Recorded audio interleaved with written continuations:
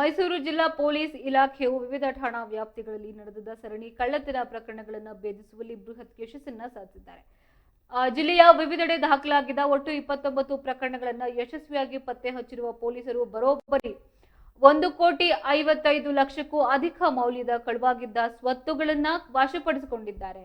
ನಗರದ ಜಿಲ್ಲಾ ಪೊಲೀಸ್ ಕಚೇರಿಯಲ್ಲಿ ಸಭಾಂಗಣದಲ್ಲಿ ಹಮ್ಮಿಕೊಳ್ಳಲಾಗಿದ್ದ ತುರ್ತು ಪತ್ರಿಕಾಗೋಷ್ಠಿಯಲ್ಲಿ ಜಿಲ್ಲಾ ಪೊಲೀಸ್ ಅಧೀಕ್ಷಕ ಅಂದ್ರೆ ಎಸ್ಪಿ ಆದ ಮಾನ್ಯ ಮಲ್ಲಿಕಾರ್ಜುನ ಬಾಲ್ದಂಡಿ ಐಪಿಎಸ್ ಅವರು ಈ ಮಹತ್ವದ ಕಾರ್ಯಾಚರಣೆಯ ವಿವರಗಳನ್ನು ಬಹಿರಂಗಪಡಿಸಿದ್ದಾರೆ.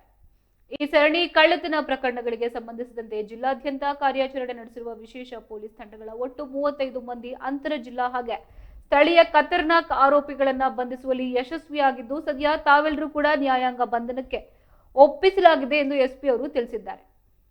ಆರೋಪಿಗಳಿಂದ ವಶಪಡಿಸಿಕೊಳ್ಳಲಾದ ಮಾಲ್ನಲ್ಲಿ ಚಿನ್ನಾಭರಣ, ನಗದು ಹಾಗೆ ವಾಹನಗಳು ಸೇರಿದೆ ಎನ್ನಲಾಗ್ತಾ ಇದೆ.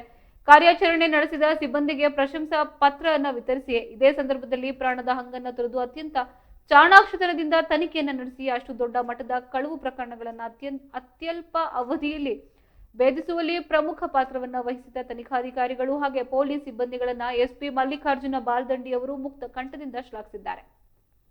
ಇನ್ನು ಇಲಾಖೆಯ ಹೆಮ್ಮೆ ಹೆಚ್ಚಿಸಿದ ಅಧಿಕಾರಿ ಹಾಗೆ ಸಿಬ್ಬಂದಿಗಳ ಅತ್ಯುತ್ತಮ ಸೇವೆಯನ್ನ ಗುರುತಿಸಿ ಅವರಿಗೆ ವೇದಿಕೆಯ ಮೇಲೆ ಅಧಿಕೃತವಾಗಿ ಪ್ರಶಂಸನಾ ಪತ್ರಗಳನ್ನು ವಿತರಿಸಿದರು. ಪತ್ರಿಕಾಗೋಷ್ಠಿಯಲ್ಲಿ ಜಿಲ್ಲೆಯ ಹಿರಿಯ ಪೊಲೀಸ್ ಅಧಿಕಾರಿಗಳು ಉಪಸ್ಥಿತರಿದ್ದರು.